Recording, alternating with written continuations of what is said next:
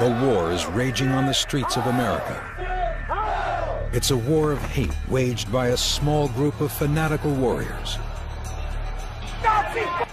Neo-Nazis are the largest segment of the white supremacist movement in America today. They venerate Hitler, hate Jews, and believe in the superiority of the Aryan race.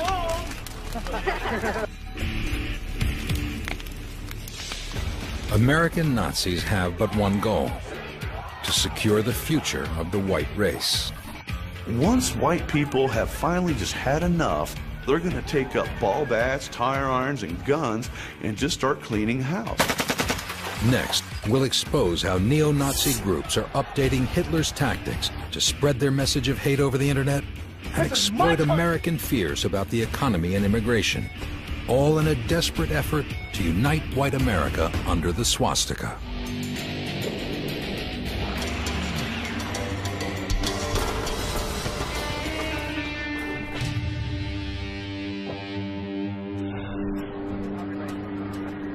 April 19, 2008, Washington, D.C., the day before Adolf Hitler's birthday. Members of the National Socialist Movement are scheduled to arrive on the National Mall within an hour. They're sending a message to the world from the steps of the U.S. Capitol. America should be for whites only. Out of the street and on the sidewalk, please. On the sidewalk. Like Hitler, the NSM uses rallies and marches to display their message of hate. The NSM predicts this will be their biggest march in a decade. In past rallies around the country, what they've had to say has triggered a violent response from those who hate everything the Nazis represent. The police are preparing for potential violence. Months earlier, in central Detroit, Jeff Scoop, commander of the National Socialist Movement, recruits supporters by handing out flyers advertising his march on the Capitol. We're organizing for the March on D.C. this April, so we're trying to round up as many people as we can. Americans should be concerned about it. Our borders are being overflown with non-white people from third world countries, and we're seeing an America that is no longer the America that our forefathers once knew. With 55 units across the U.S., the National Socialist Movement is one of the largest of all American neo-Nazi groups. Here you go, ma'am. Rally against illegal immigrants. We're going to rally against immigration. Washington, all right, thank you, sir. Help us take a stand against illegal immigrants. No, thanks. It's about America, man. We're taking the message to the streets. Without action, there is no change. We're not a social club. We're not a clique. We're not a gang. We're a real political movement in the streets working to make a change in the country. There is, in particular, one major hot-button issue that groups are really using to try and galvanize around, which is the issue of immigration. This is a strategy that these types of neo-Nazi and white supremacist groups have used for a long time, which is to identify hot-button issues and try and use those as recruitment tools. Neo-Nazis believe the Jews are trying to take over the world by orchestrating non-white immigration into the U.S. to erode the white majority through race mixing. It's a Jewish conspiracy. They want to hold the white race down. It's what they do and how they undermine cultures, societies, and governments. There's a long-standing idea that somehow the Jews are responsible for the ills of society. This is pure anti-Semitism. It's something that, during the Nazi era, Hitler blamed the Jews for all of Germany's ills. And in today's society, neo-Nazis believe that the Jews have a plan for really destroying white culture in this country and beyond this country. And it's classic anti-Semitism. And I will tell you in one word: Jews! Jews! Jews! For the neo-Nazis, there is no greater threat to the race than the Jews. Some see only one defense: extermination. I demand that you hear my words, that there will not be a Jew left alive in 2005!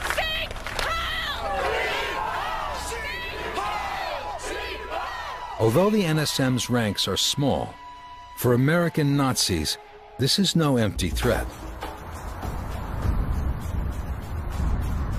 Granada Hills, California, August 10th, 1999.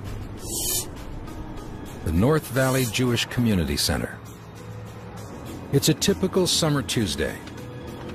About 200 children have come to spend their day at the Jewish Community Day Camp. After playtime in the yard, camp counselor Mindy Finkelstein ushers the kids indoors. Just as she reaches a camper named James, all hell breaks loose. You guys, all of a sudden, I heard gunshots. Bam, bam, bam, bam, bam. I felt air rush through my leg. I dropped all of my equipment, grabbed James, and jumped into the room that was in front of me. The community center is under attack. As more shots are fired, the children and counselors flee through an emergency exit. Just outside the door, Mindy collapses. And at that point, I couldn't run anymore. I just assumed I was ready to pass out and die. So one of the other counselors said that she would stay back with me. She said, Mindy, we have to close our eyes and play dead. I said, but what if he comes out and finds us? She said, it doesn't matter. We have to play dead.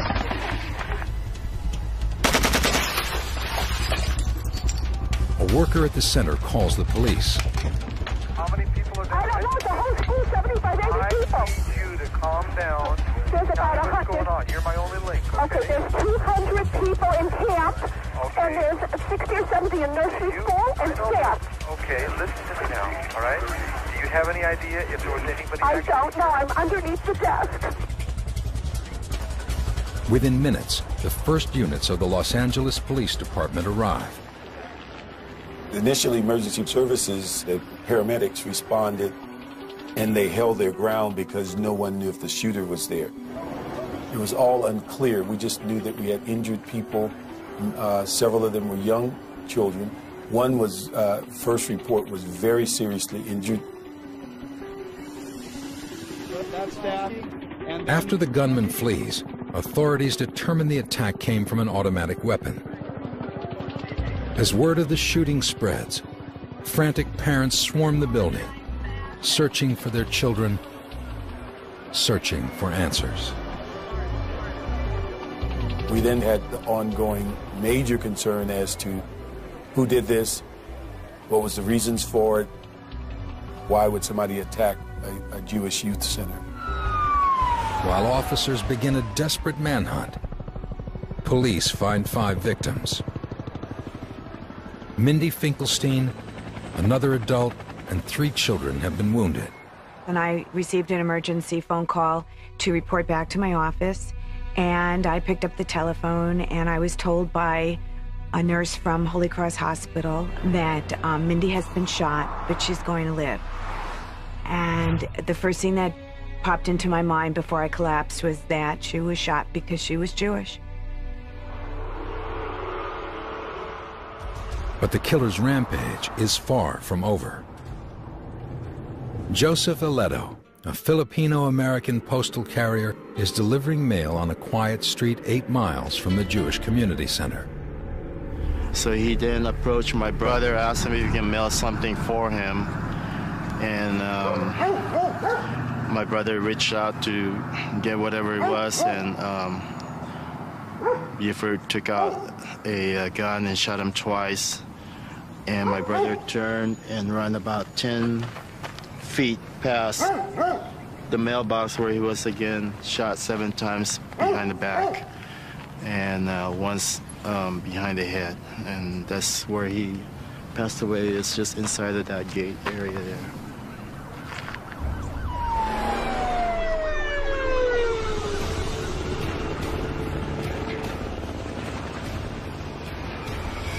The next evening, the gunman, Buford Furrow, turns himself into the FBI.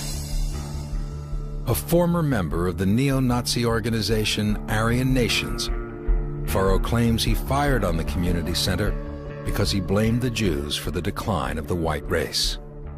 He calls the attack a wake-up call to America to kill Jews. Joseph Aledo was a target of opportunity, and Furrow shot him because he was a person of color working for the government. A hate crime is different because it's personal. You know, it's who you are. You can't change how you were born. And yet some people have this crazy idea that you don't belong. I lived in the San Fernando Valley working at a Jewish community center as a 16-year-old camp counselor. What's the harm in that? Nothing, apparently, unless you're a neo-Nazi. Furrow's attack that day followed Hitler's tactics of terror. Furrow shot defenseless men, women, and children to send a message. Cohen? Yeah. Cohen's on in. You can be a one-person terrorist. You can clearly create fear, anxiety, anger, and emotion by an act single-handedly that impacts literally thousands of people. Not just in the media community, not just within the county or the state. People who heard about this outside of California has the same sense of, are my kids in jeopardy? Am I in jeopardy? The shooting stunned the Jewish community and the public at large. But fellow members at the neo-Nazi organization Aryan Nations saw it as a profound failure. He went into a Jewish daycare center, fired 70 rounds. You know, one shot, one kill. That's the way it should have been. Coming up, George Lincoln Rockwell and his American Nazis extend the legacy of Adolf Hitler. Neo-Nazis are a complex group made up of many factions, but unified around a single premise: superiority of the white race. Neo-Nazis do promote violence, and they promote it all the time. Anytime a group says that we have to rid a country of non-whites and homosexuals and others who do not fit into the Aryan mold, that's just a violent concept in and of itself. And, you know, how do you rid the nation of those people? Well, you know, you forcibly remove them. While white supremacists' hatred towards outsiders is broadly defined, neo-Nazis' sworn enemy is the Jews. Today, most neo-Nazis do not wear the uniform of the Third Reich, but they all embrace Nazi ideology. They believe in the ideas that were propagated by Hitler, but also that make sense to them now. In other words, they're not living in the 1940s. They understand that they're living, you know, in the 21st century, and they believe that the white race is threatened right now, and in fact, more threatened than at any other time in the history of the white race. They're trying to say, we're here to defend and stand up for the white race, but the bottom line is they're racist and they're anti-Semites, and that's what they are. They can say it any which way they want, but their ideology, their actions prove that that's what they are. They believe the white race is doomed to extinction by a rising tide of color manipulated by the Jews. Well, I mean, it's the result of propaganda. They have come to the idea that Jews control everything, that not only are they evil, but they are extremely smart, and they, you know, created communism, they created capitalism, they sort of created all the isms in order to destroy the kind of organic community of the white man. The main concern of today's neo-Nazis is preserving the white race. They go by the 14-word slogan, "We must secure the existence of our people and a future for white children." That is the moving slogan and mantra for the neo-Nazi movement right now. We must secure the existence of our people and a future for white children. White power! All white supremacists focus on that phrase, the idea that the white race must be preserved and that they're losing their place in today's society in the United States and in Europe as well. White power! This ideology is in line with Hitler's belief that Aryans are genetically superior to all other races. They've adopted these very core ideas of real Nazis, or the German Nazis, right? That we can create a better human race through breeding, and that would be a good and desirable thing to do. Of course, the reality is that the vast majority of scientists, of real scientists, say and understand that there really is no such thing as race in the sense that you really can't identify it scientifically. When you look at people's genetic makeup, for instance, the amount of genes that change to go from, a quote white man to black man are absolutely infinitesimal. According to the Anti-Defamation League, which monitors extremist groups, the number of neo-Nazis in the U.S. is currently estimated at 13,000, compared to 10,000 racist skinheads and 5,000 members of the Ku Klux Klan.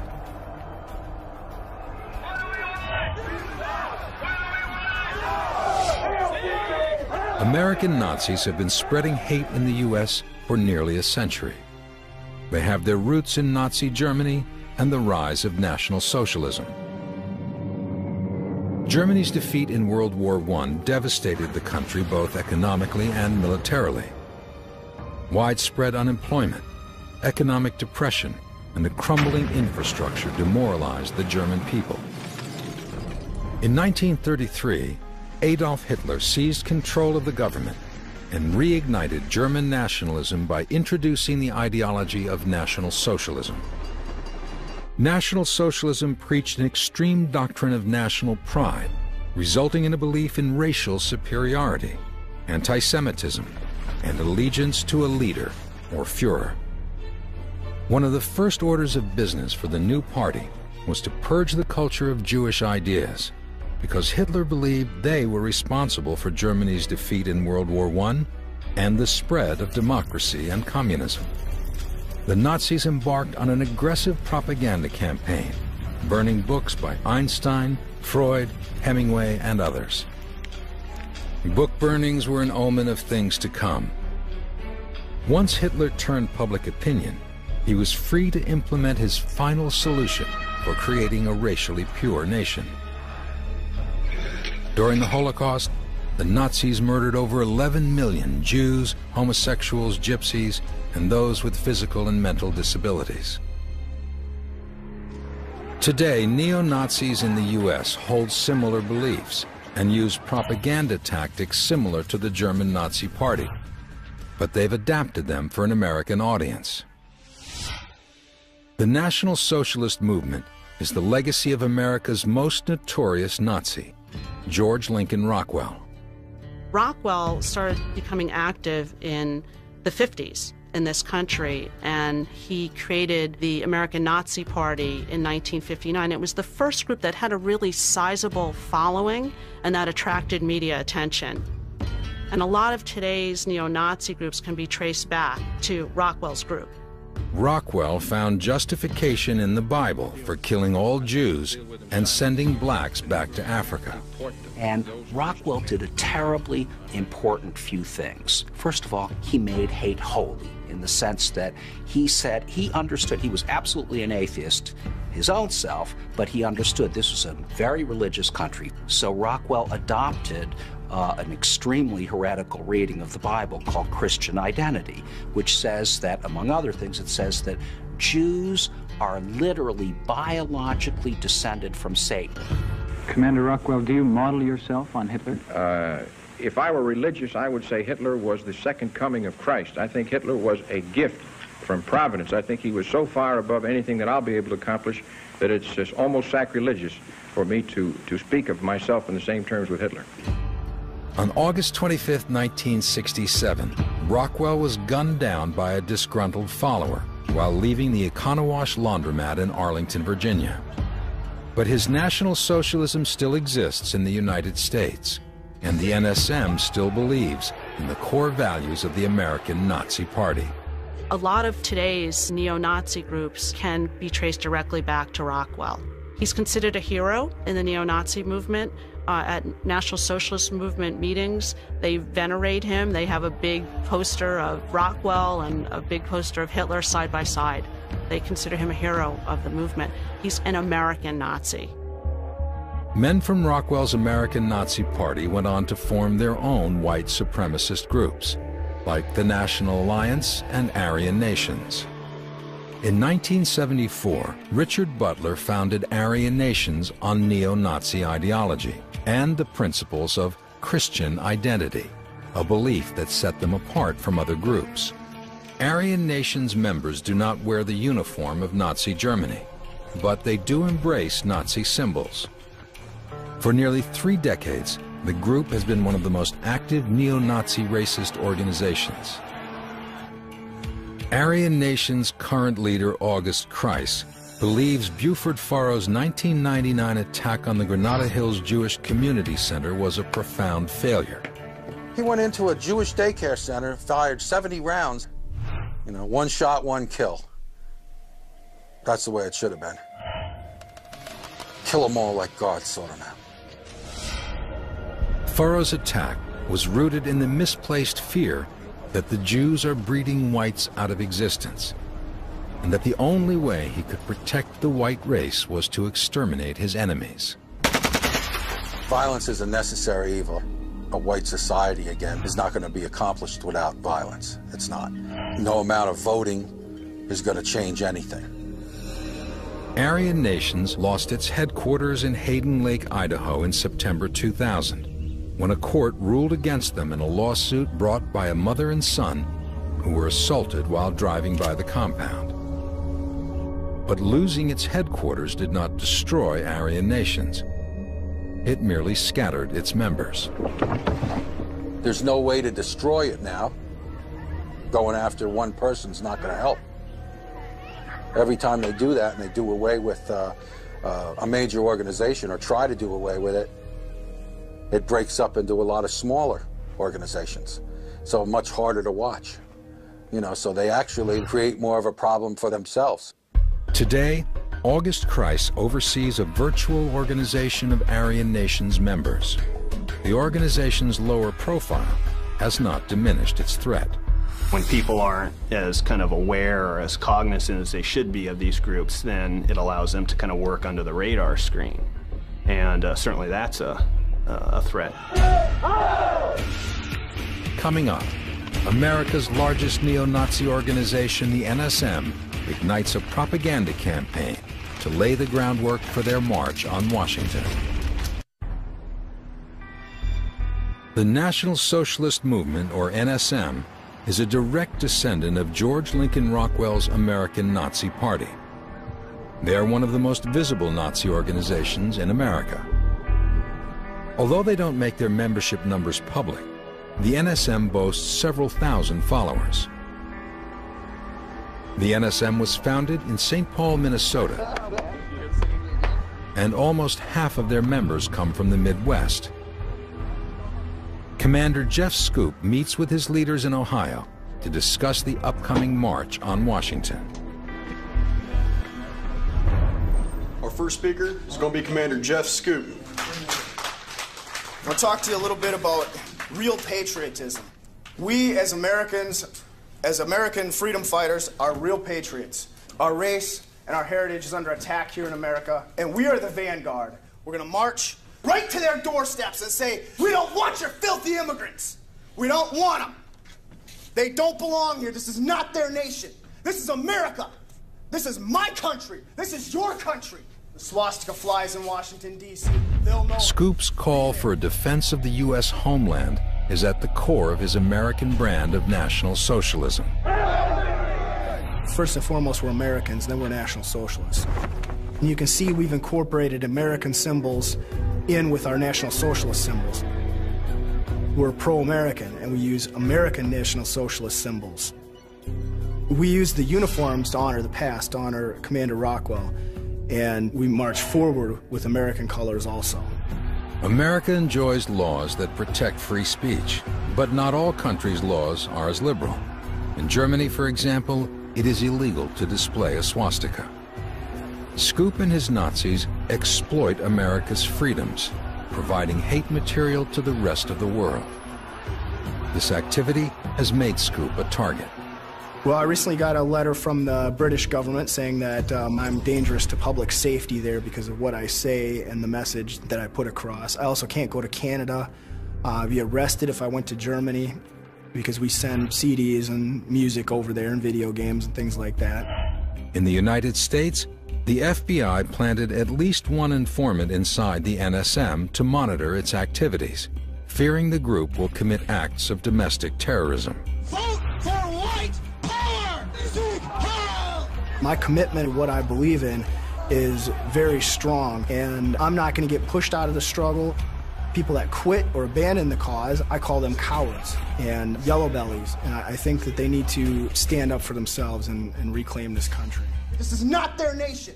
They didn't come. Just like Hitler's Nazi Party members, Scoop and his modern stormtroopers see themselves on the front lines of a 21st century racial war. The solution may come about politically, or it may come through a revolution. We just don't know that now. You know, that remains to be seen. You know, we like people to run for office and things like that, but that may not be the be-all, end-all of it. I think, you know, it's going to have to get worse. After the meeting, the Nazis moved to a private location for a book burning. Scoop orchestrated his first book burning a year earlier. After the NSM posted the photos online, the press picked up the story. It was great propaganda for the movement, and Scoop made it an annual event. It'll be the second annual book burning since the Third Reich. Burning Jewish filth books, you know, the Talmud, which is basically their Bible. We're also going to burn the Communist Manifesto and many other books. In the 1930s, German Nazis burned books to cleanse the German culture of dissenting ideas. By carefully controlling movies, books, and newspapers, the Nazis sought to control the minds of the German people and win them over. It's a tactic that worked for Hitler, and the NSM leaders hope it will eventually work for them. Adolf Hitler came to power through democracy in Germany, and he was voted into his position, and he brought them from the ashes of the Versailles Treaty to the greatness that was Nazi Germany. And we intend to do the same thing within the United States. We intend on coming into power pretty much the same as Adolf Hitler did. For American Nazis, Hitler's tactics provide a roadmap. They believe their success is inevitable. History has proven these groups cannot be dismissed. When you look at when Hitler was on the rise, there was reports that dismissed his efforts as being essentially, you know, a few buffoons that weren't going to amount to much. So that's a pretty dangerous response to take, that these are just misfits and can be therefore dismissed. Guys, once again, I want to thank everybody. We're here for 2008, Burn the Hate. The NSM videotapes the event for a worldwide online audience. The images will be on the web before the flames of this bonfire die out. Spread out with the torches. Make one wide circle. Are all the torches lit? Dip it in the gas. There's gas on it. Don't tip the can up, gasoline. All right, has everybody got a book? All right, everybody, let's burn the books. Start shredding them up. Burn the film. Yeah, I got here in my hand one of the first offerings for the flame. Last year, we torched a bunch of letters from the German government banning our music. This year, we'll be burning the letter from the British government. This is freedom of speech. This is America. This is about our rights and our future. Go pass it around and train. Blaze them now, boys and girls. Let's get 3 Sikh Heils. Sikh Heil! Sikh Heil! Sikh Heil! Guys, this is a Jewish flag. What do we do with this? Burn it! Is this fit for the flames? Yeah! Back to hell with the Jews!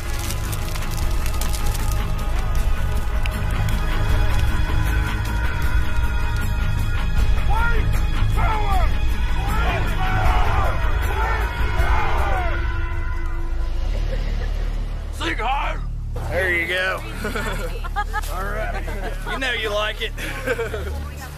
NSM Ohio, folks. Hoorah, come get some maggots. The next step, marching on D.C. We're going to take it right there, and we're going to shove it right in their face. So D.C., here we come. Next, a neo-Nazi leader uses the immigration issue to ignite a white revolution. What I hope to accomplish is to awaken more white people to what is happening to our nation. America is changing. In the past 60 years, the American economy has been rapidly shifting from an industrial economy to a global one fueled by knowledge technology, creating less demand for blue-collar labor. Whereas back in our parents' or grandparents' day, a high school education could get you a good job and allow you to support a family. The economy's changed, and it's going to keep changing. The tough thing is that even a college degree doesn't seem like enough anymore. Workers at the bottom of the wage scale who lack education and job skills are struggling. The least educated or lowest education Americans, those who don't have a high school diploma, are experiencing negative economic effects from immigration. Immigration has also added to the economic pressure, providing increased competition for low-paying jobs. The economy's changed, and it's going to keep changing, and the pace of change will probably speed up, if anything. Immigrants are an easy group to blame, but they're not the cause. Kick your computer, not an immigrant. In the general public, it's pretty well agreed upon that people are concerned about illegal, or undocumented immigrants from Mexico. From there, then, a group like the National Socialist Movement or White Revolution can then kind of extend upon that and say, this isn't just an issue about immigration, this is an invasion. And if you're concerned about immigration, then we would encourage you to take a look at some of our literature.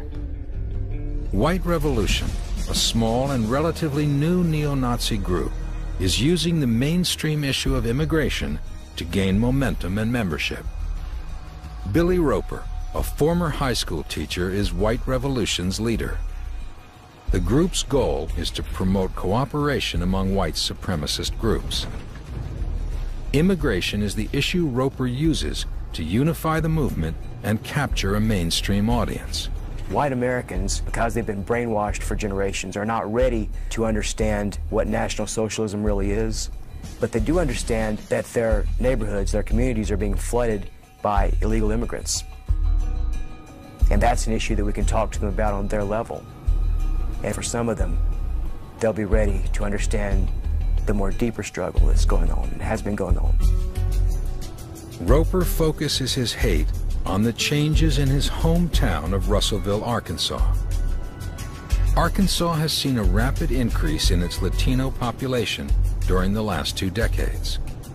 Really, this part of rural Arkansas looks no different from Southern California now. And it's like this in Iowa, it's like this in Georgia. Anywhere you have these big meat processing plants, they brought in the illegals, and it's really transformed the entire communities in these different states that before were almost entirely white.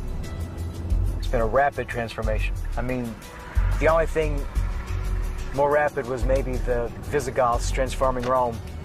But that's what's happening here. It's an invasion by another name. We have a long history that Mexican and Chinese immigrants built the railroad. Immigrants now are building the suburbs. A lot of our labor historically and a lot of our economic growth historically has come from immigration. But for Roper, the discussion of immigration has racial overtones. He believes America should be the land of opportunity, but only for whites. If it was 20 million illegal Swedish people moving to America, I wouldn't be complaining. I wouldn't have a problem with it. But it's because it's changing the very fabric, the very gene pool of America. Like other neo-Nazis, Roper sees immigration as a threat to white supremacy. If nothing is done, if things continue as they have, underneath the veneer of natural beauty that you see will be a third world slum where whites are the minority. They see it in some ways, too, as an advantage to maybe gain more membership. And we saw that certainly with the Klan. At a certain point, they were able to use the issue to recruit more people into the organizations. We don't want your filthy immigrants! Most neo-Nazi groups are taking advantage of the immigration debate to gain mainstream attention and increase their membership. This is my country! Neo-Nazi gangs think the time for talking is over. A band of tough-talking neo-Nazis, the Ohio State Hooligans, believes the White Revolution should erupt on the street. Matt Roberts is the group's leader and a critic of NSM for not being violent enough. We condone violence if it's justifiable, and we'll be the judge of what's justifiable and what isn't justifiable. We told the police, either you do the job or we're gonna do it for you. But you ain't gonna like it when we handle it. Most groups pussyfoot around and say they're legitimate organizations, crime-free, they don't fight, they don't drink. We don't lie. We fight, we drink. If somebody pisses us off, we'll beat him up if we have to. If that means kicking a rock up out of the dirt and smashing their brains in, then that's what I'll do. Coming up, the Nazis take their violent rhetoric to the steps of the U.S. Capitol. As the National Socialist movement's march on Washington looms, Washington, D.C. law enforcement prepares for the worst. In 2005, a National Socialist movement march to protest black crime in Toledo came under attack from a large group of counter-protesters. Anti-racists, outraged to see hundreds of local police protecting white supremacists, spark a 4-hour riot. Smoke from tear gas fills the streets as rioters pelt police with bottles and bricks. 12 officers are injured. Stores are looted and set on fire. At the end of the day, 114 people land in jail. All of them are protesters. All it's going to take is another Toledo riot for the white people to finally just get pissed off enough to where they're going to take up ball bats, tire irons, and guns and just start cleaning house. But today, the D.C. authorities have everything in place. Over 1,000 police line the parade route. Helicopters, SWAT teams, motorcycle police, and officers on horseback will monitor every move of the Nazis and the protesters. Come on, let's go, you got to get it on. We got things to do. The D.C. authorities want to ensure this march will not turn violent like Toledo.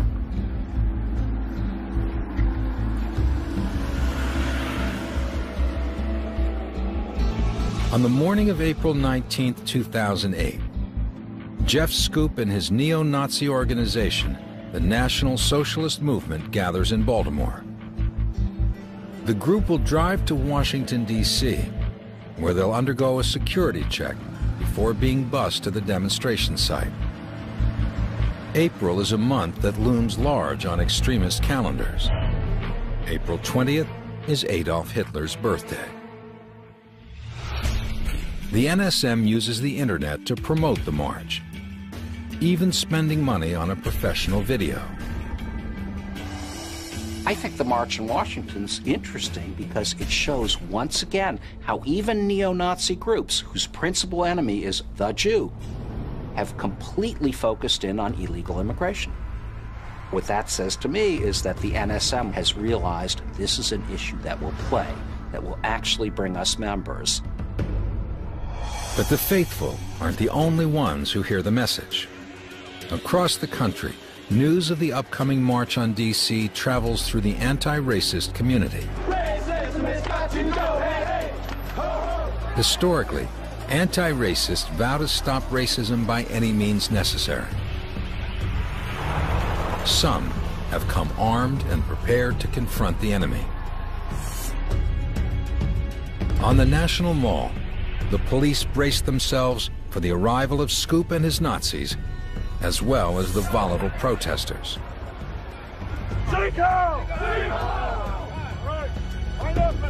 The NSM works closely with police to ensure that Scoop and the neo-Nazis have enough police protection.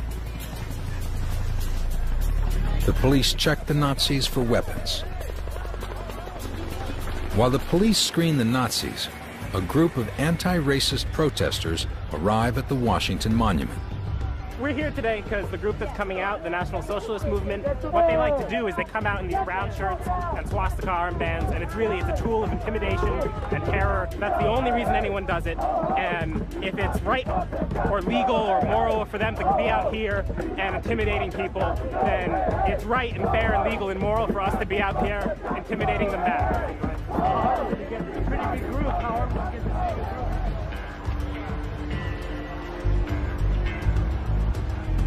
Tensions start to rise when protesters confront 3 NSM supporters.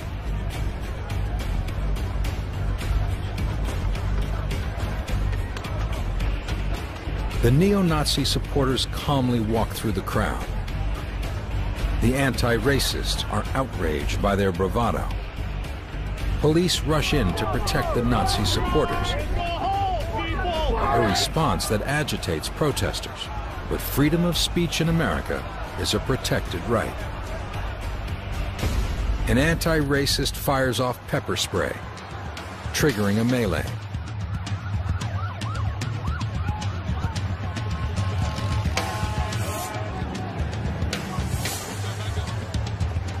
Police pounce on 4 anti-racist protesters.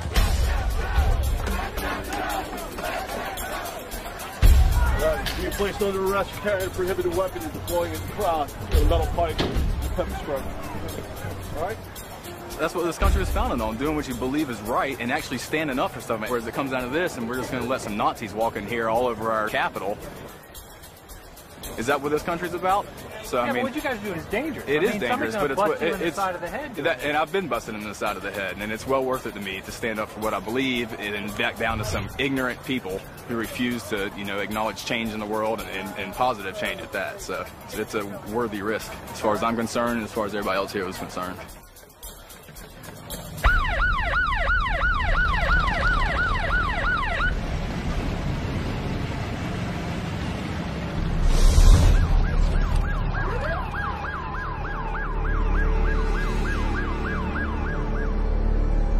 By the time the Nazis arrive, police line Constitution Avenue, which leads from the Washington Monument to the Capitol building. Out of the street and on the sidewalk, please. Onlookers also flank the route.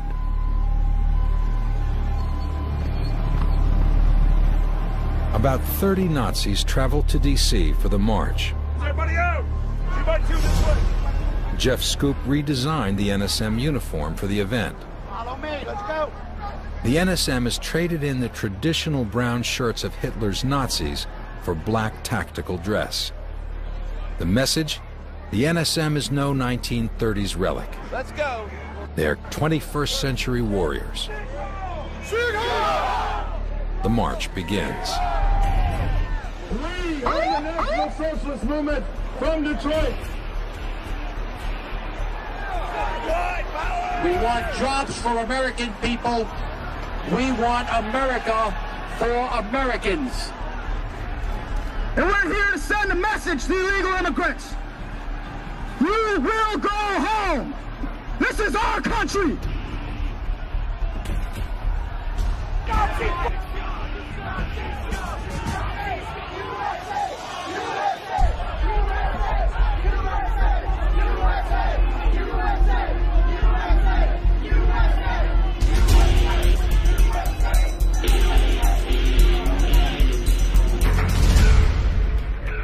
"45 minutes later, Scoop safely arrives at the Capitol and addresses the angry crowd.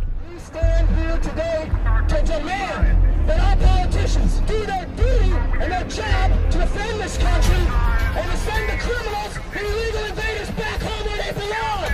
We demand it. We expect it. This is our country, and we're taking it back.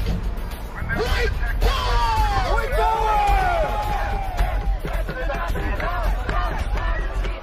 But the speech falls on deaf ears. The protesters have come prepared. They have brought a bullhorn and are drowning out the Nazis with the words of Dr. Martin Luther King Jr.